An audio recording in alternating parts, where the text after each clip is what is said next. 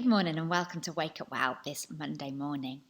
This week we're looking at the theme of Sabbath. And so today we're going to go right back to the beginning to Genesis 2 to see what God says. So starting at verse 2. By the seventh day God had finished the work he had been doing. And so on the seventh day he rested from all his work.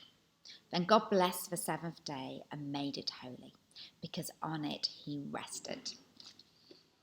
If God needs to rest or chose to rest, how much as created in his image do we need to rest? And I love that he blessed the Sabbath for it to be holy. He blessed it as he ordained us to rest, to have a break from the routine, from maybe physical work, the monotony of tasks, and that mental place to just need to take a break. And he blessed it to have it as holy, because that's a time where we can spend extra time in the break from norm connecting with him. I love that he designed us so, we can't do life well without God, and we can't do life well without each other. And so the Sabbath, I feel, needs to incorporate all of that. It's a time that we get to physically rest. It's a time where we get to mentally rest and rest with him. How much more have our souls refreshed when we rest in him? I love all the way through the Bible, it talks about rest. Come to me, all those who are weary, and I will give you rest. But we rest in the shadow of his wings. And so there's something in that giving time to come to him. I love that, we have church on the Sabbath. You can take a Sabbath any day of the week. It's taken a day, but how great we get to do church together. Because although it might not be a physical rest, but what a great way that we get to celebrate God's presence. We get to celebrate together, whether that be on the Zoom or through the YouTube or together. But we get to celebrate who he is, to praise him, to just stop and give him time and space. And then we get to do that together.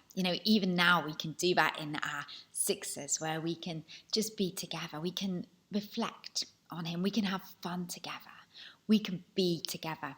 I love how every culture does Sabbath different. And sometimes I think we can put ourselves under unrealistic expectations. It might be we're in a phase of life where, the physical stopping might be really difficult if we're responsible for people, for maybe young children.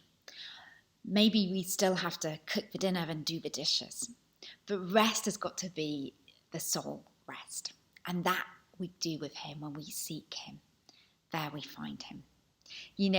A culture I saw really early on in my life in Romania, that was a family I stayed with. They had 10 foster children. They were busy.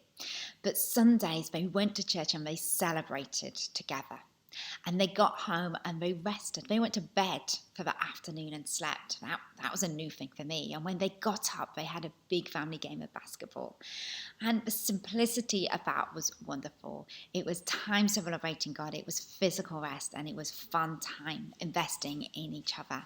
So whatever your Sabbath is, whether you're in a season you can kick back and physically rest or not, we can make that time together.